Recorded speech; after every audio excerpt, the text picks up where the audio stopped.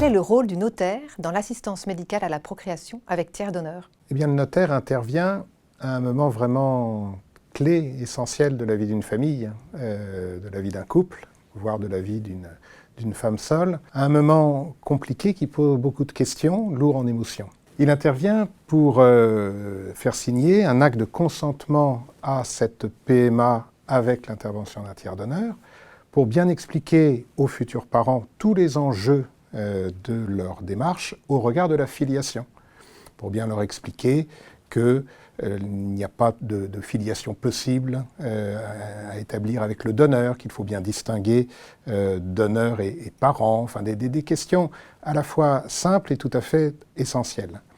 Il va également insister sur une nouveauté de la loi, une nouveauté qui est la levée de l'anonymat du donneur. Question qui peut inquiéter les futurs parents. Et donc il insistera là encore sur la différence qu'il faut bien faire entre la possibilité qui sera bientôt offerte aux personnes nées d'un don de connaître l'identité de leur donneur, ce qui ne veut pas dire rechercher un parent, bien évidemment.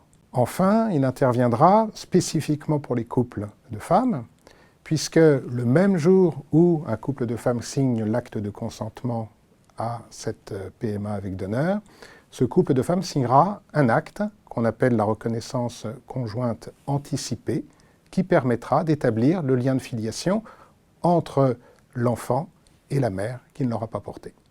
Merci à Maître Pierre Dobtin d'avoir répondu à cette question lors d'un entretien que vous pourrez écouter sur les podcasts du droit et du chiffre disponibles sur la plateforme Ocha. Sont notamment abordés l'acte de consentement à PMA, l'information sur la levée de l'anonymat des tiers donneurs et les nouveaux modes de filiation pour les couples de femmes. Bonne écoute!